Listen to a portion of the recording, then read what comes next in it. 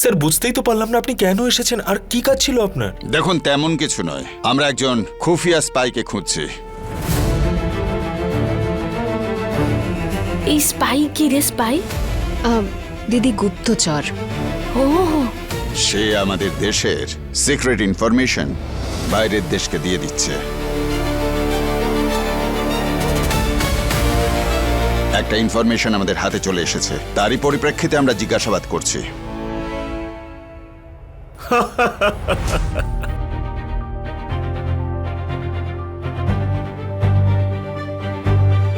আপনি হাসছেন কেন? আপনার দেখে কি মনে হচ্ছে যে এই লোকজন ওই লাইনের ধারে কাছে যেতে পারে? দেখুন, আমরা প্রমাণের উপর ভিত্তি করে কাজ করি, ঠিক আছে? এই মুহূর্তে প্রমাণ আমরা পাইনি, কিন্তু আমরা নজরে রাখবো ব্যাপারটা। এরা সব কি বলছে আমি তো কিছু বুঝতেই পারছি না। আমার তো মাথা ঘুরে যাচ্ছে এই সব কিছু শুনে। দেখুন, আপনি যদি কোনো অন্যায় না করে থাকেন তাহলে ভয় পাচ্ছেন কেন?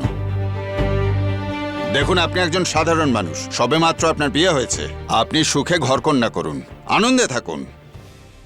আচ্ছা আপনি আমাকে একটা কথা বলুন, যে এই বাড়িতে তো 4-4টে বউ আছে, তাহলে আমাকেই কেন জিজ্ঞাসাবাদ করলেন, অন্যদের কেন করলেন না? এসব কি বলছেন পুলিশের লোকজন? দিদি কিছু একটা ভুল হয়েছে, অন্য কোনো একটা ব্যাপারের জন্যই এসেছে। কিন্তু একটা কথা আমি বুঝতে পারছি না যে ও কম্পিউটার শুনেই এত কেন ভয় পেয়ে গেল। কি বলতে চাইছো তুমি? এই মেয়েটা স্পাই মানে ওই গুপ্তচর? আরে না না না দিদি, আমি সেটা বলছি না। আমি তো এটাই ভাবছি যে ও এত কেন ভয় পাচ্ছে, সেটাই তো বুঝতে পারছি না। আমার কি মনে হয় জানো তো অহনা, পুলিশকে দেখেই না ও ভয় পেয়ে গেছে এই জন্য। সেটাও হতে পারে, কিন্তু আমাদের খেয়াল রাখতে হবে যে ও আদৌ কম্পিউটার চালাতে পারে কিনা। এই মেয়েটা কম্পিউটার চালাতে পারে দেখে তো মনে হয় না। দিদি, দেখে কি আসল মানুষকে চেনা যায় নাকি? দেখুন, বাড়িতে একটা শুভ অনুষ্ঠান হচ্ছে, আমরা আসছি। তবে যদি প্রয়োজন হয় আমরা আবার আসব। চলো।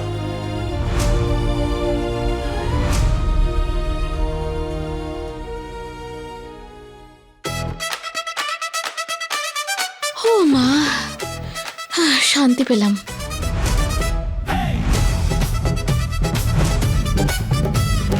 মা, এবার তুমিও বাড়ি ফিরে যাও, তোমার নিশ্চয়ই বাড়িতে অনেক কাজ আছে।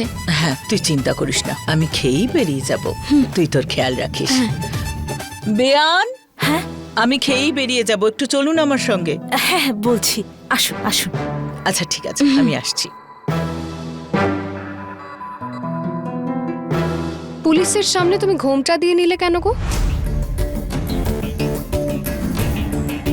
হ্যাঁ, ওই পুলিশ তো বাইরের লোক তাই না, তাহলে তার সামনে ঘোমটা দেব না আমি? তা ঠিক, কিন্তু তুমি ভোজপুরিতে কেন কথা বলছিলে?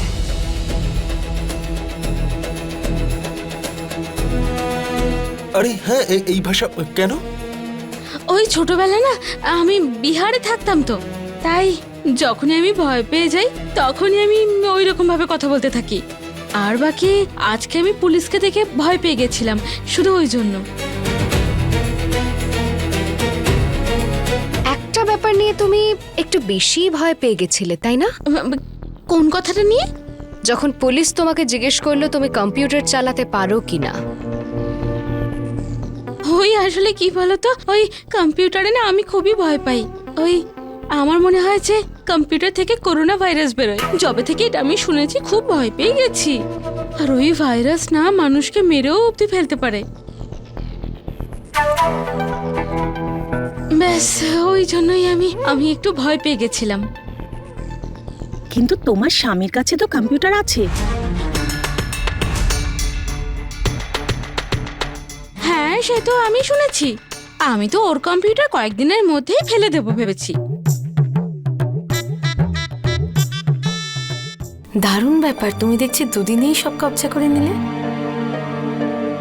তাও বিয়ের পর 2 দিনও কাটেনি, সবই করাচ্ছ ওকে দিয়ে। বাহ! যে কাজটা তুমি করতে পারোনি সেই কাজ আমি করে দেখিয়ে দেবো। চেষ্টা তো করেই ছাড়বো, আর যদি না হয় তাহলে এই পাখি কোথাও ফুরুত হয়ে যাবে।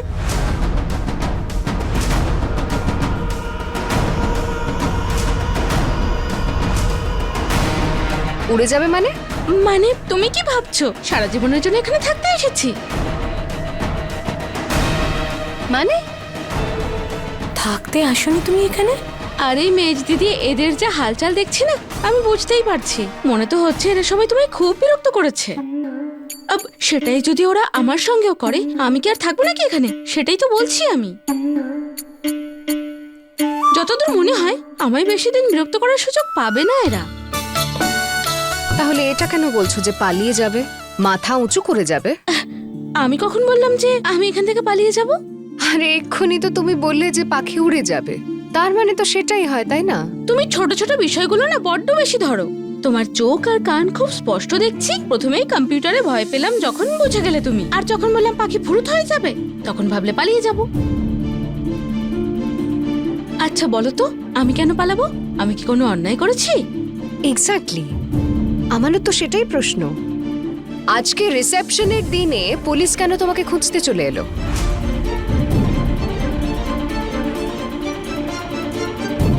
আরে বোকার মতো খুঁজে গেলেই আর হয় নাকি? খুঁজে তো গেল, কিন্তু কিছু পেলো?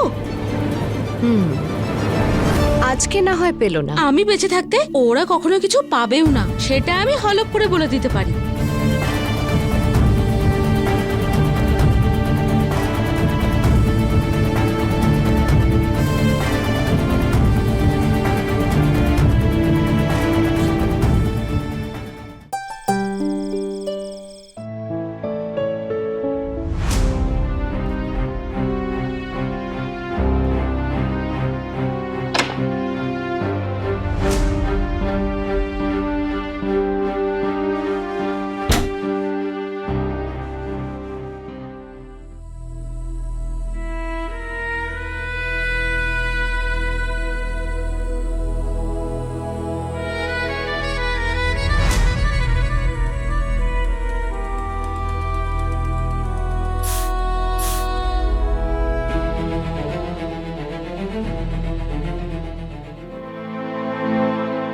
যখন থেকে বাড়িতে পুলিশ এসেছে আমার মন কেন জানি না অস্থির হয়ে আছে। কিছু একটা তো গন্ডগোল আছে অবশ্যই। পূজার উপর আমাকে নজর রাখতে হবে।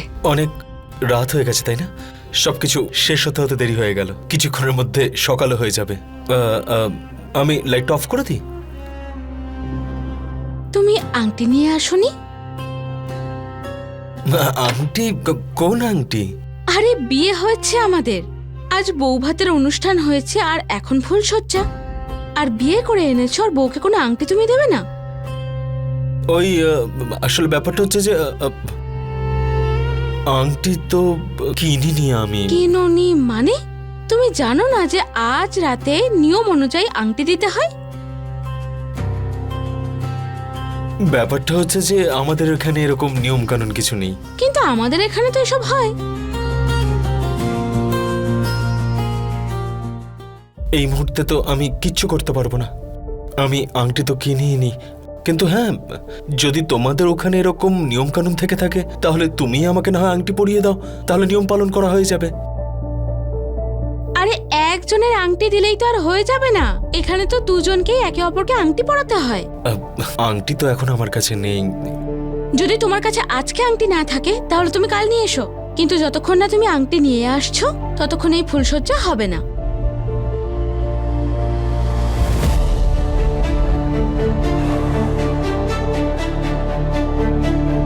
এবার ওর জন্য আমাকে আরেকটা আংটি কিনে আনতে হবে। কি চলছেটা কি এখানে? হ্যাঁ, এখানে আসার পর থেকে তোমার তো বায়না শেষই হচ্ছে না। মিস্টার আকাশ, গলা একদম নিচু করে কথা বলো। আমার সঙ্গে কেউ কখনো উঁচু গলায় কথাও বলে না।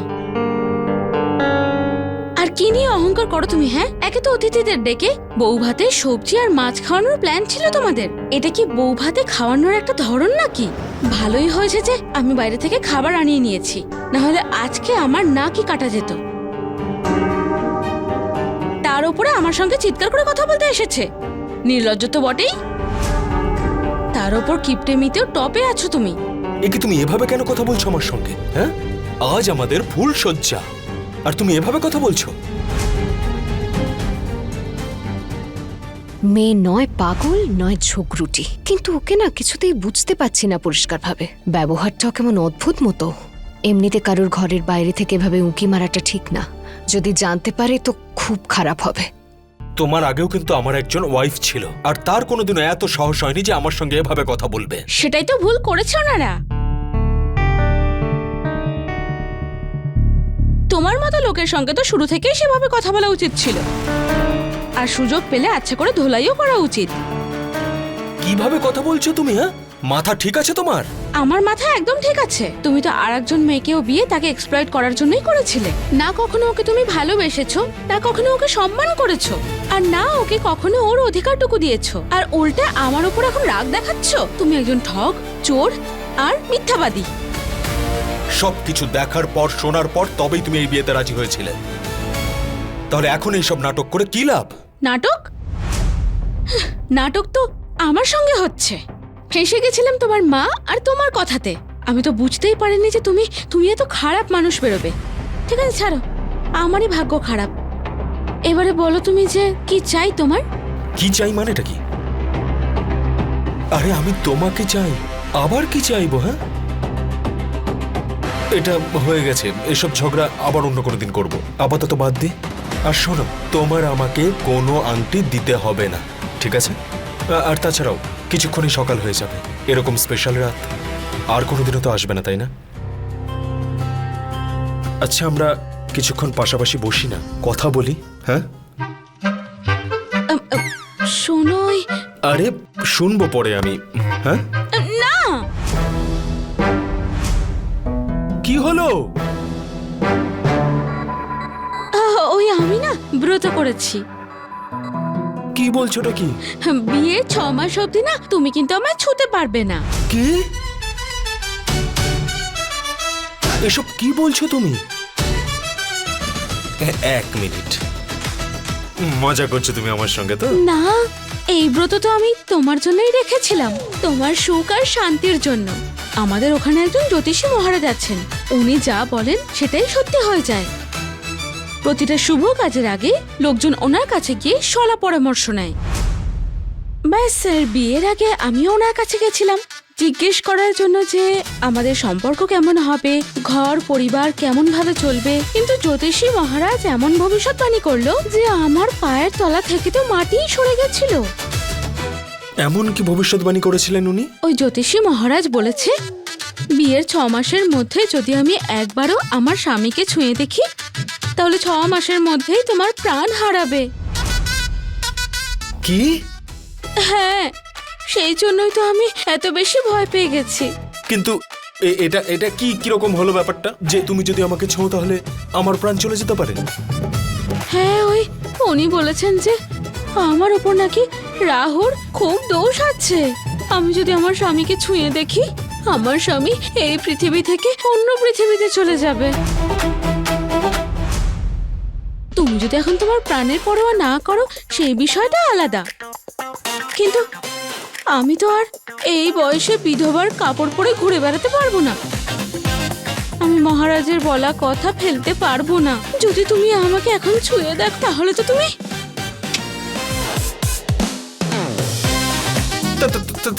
তাহলে তুমি তুমি আমার সঙ্গে বিয়ে করতে গেলে কেন?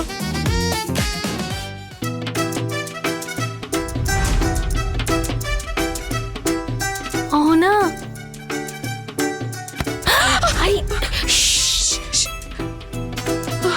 এখানে কি করছিস? এই তুমি কি করছো এখানে? তুই আমার ঘরে শুতে আসবি বলেছিলি, তুই তো এলি না। তোর তো ছোট ঠাকুরপোর সঙ্গে ঝগড়া হয়েছে, তুই তো বললি আমার সঙ্গে শুবি। আর কি হলো কি? আমি খুব চিন্তা করছিলাম, তোকে খুঁজে পাচ্ছিলাম না, তাই খুঁজতে খুঁজতে এখানে চলে এসেছি। আস্তে আস্তে আস্তে, এত কথা বলো না এখানে প্লিজ। আরে বাপরে, তুই কি এখানে উঁকি ঝুঁকি দিচ্ছিলি? ছি ছি ছি ছি ছি। আরে মিস্তি, উকি ঝুঁকি মারার মতো কিছুই হচ্ছে না এখানে। আমাকে এটাও বলছিস? এইসব আমাকে বলিস না, এইসব আমার ভালো লাগছে না। চল চল চল, আমরা ঘরে যাই না, চল। তুমি যাও, আমি আসছি। তুমি যাও তো। হে ভগবান, তুই এত উৎসুক কেন? কি হচ্ছে এখানে? কি দেখবি তুই? কেন দেখবি? দেখিস না, আমার তো ঘেন্না করছে। ছি। দিদি শান্ত হও না। আর ঘেনার মতো কিছুই হচ্ছে না ওখানে। নতুন বউ না পল্টুদাকে নিজেকে ছুঁতেও দিচ্ছে না। কি বলছিসটা কি? পল্টুদা তা ভিতরে এইভাবে বোকার মতো শুধু দাঁড়িয়ে রয়েছে। ওই নতুন বউ, ও বলছে ও একটা 6 মাসের জন্য ব্রত রেখেছে। কিছু করা তো দূরের কথা, পল্টুদা ওকে ছুঁতেও পারবে না। তুই ওইরকম করছে কেন? ওটাই তো বোঝার আমিও চেষ্টা করছি। বোঝার চেষ্টা, কিন্তু তুই যেটা বুঝতে পারছিস সেটা আমি বুঝতে পারছি না, তাই আমাকে একটু বুঝতে হবে। আমাকে শান্ত হও, 1 মিনিট দাও আমায়, জানার চেষ্টা করছি। 1 মিনিট।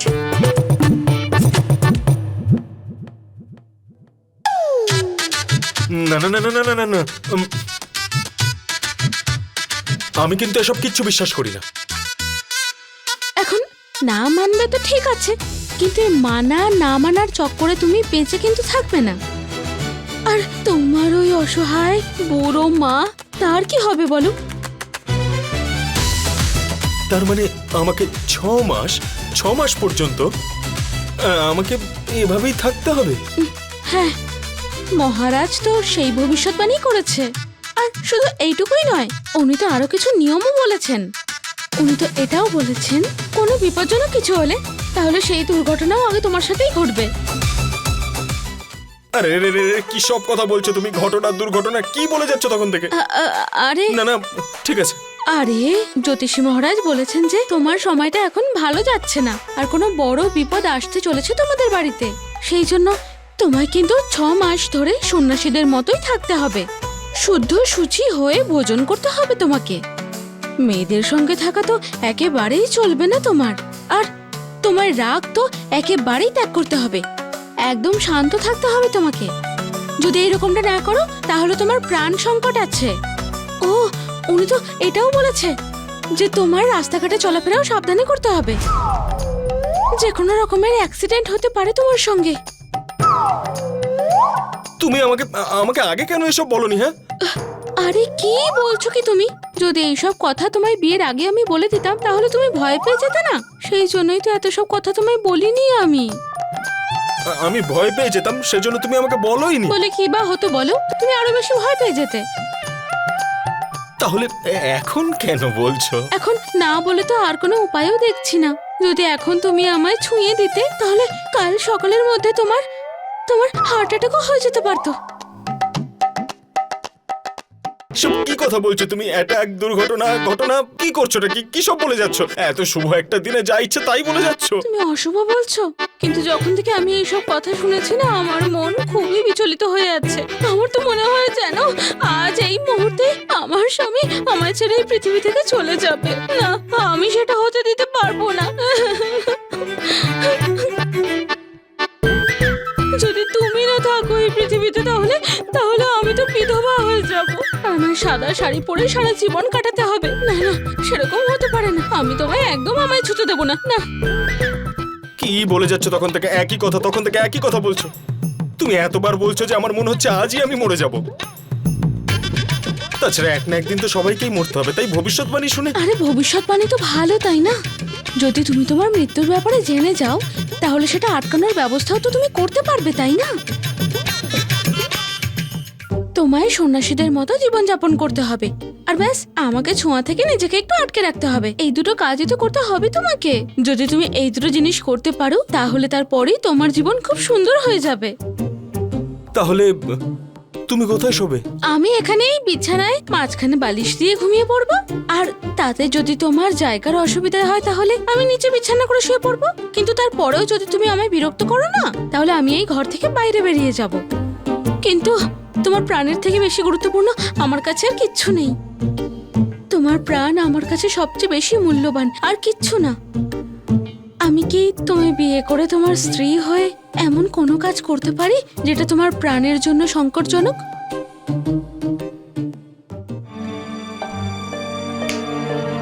কি হলো? তুমি কি ভাবতে বসেছো? ভাবছি এটাই যে এইসব কথা যেগুলো তুমি আমায় বললে, আচ্ছা এই কথাগুলো কি মহারাজ বলেছেন তোমায়? মানে বলতে চাইছি যে এর আগে কখনো ওনার কোনোদিনও কোনো ভবিষ্যৎবাণী সত্যি হয়েছে কি? হ্যাঁ, সবাই ওনার কথা খুব মানে, আর উনি যা বলেন না সেই সব সত্যি হয়ে যায়। সব?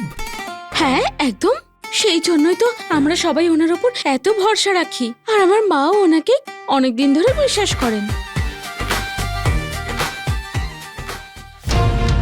আমি আমার জীবনকে খুব ভালোবাসি। এখনো জীবনে আমি কি বা দেখেছি? তোমার সঙ্গে তো সবে আমার বিয়ে হয়েছে আর সংসার শুরুও হলো না তার মধ্যেই। এসব কি করছে ও পল্টুদার সাথে? আমার তো মনে হচ্ছে এটা পূজারিনীর কোনো গেম প্ল্যান।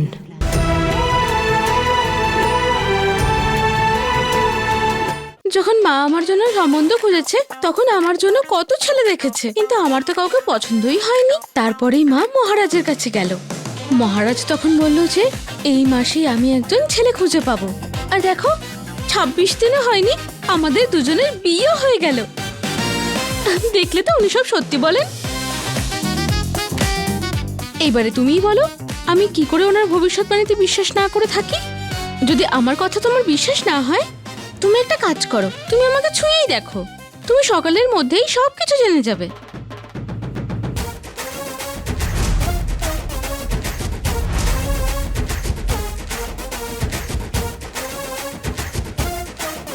ছোঁও। না না, ঠিক আছে। আরে ছুঁয়ে দেখো আরে না। না না না না, ঠিক আছে। দেখো আমি নিজের প্রাণ নিয়ে কোনো এক্সপেরিমেন্ট করতে চাই না, নিজেকে না আমি খুব ভালোবাসি। এই মৃত্যুর ভয় নিয়ে আমি কি করে নিজের কাজ বাজ করবো? হ্যাঁ, আরে আমাকে তো রোজ বাড়ি থেকে বেরোতেই হবে, অফিসে যেতে হয় আমাকে। আমি কি বাড়ি থেকে বেরোনো বন্ধ করে দেবো? শোনো, যা দেওয়ার ছিল সব দিয়ে দিয়েছি আমি। তোমরা আজকেই চলে যাচ্ছ তো? হ্যাঁ, কিন্তু তুমি তোমার কাজটা পুরো কমপ্লিট করতে পারোনি। যতটুকু করতে পেরেছি সেটাও কিন্তু ইম্পর্টেন্ট। এবারে আমায় বেরোতে হবে। এদিকে কোথায় এসেছিলে?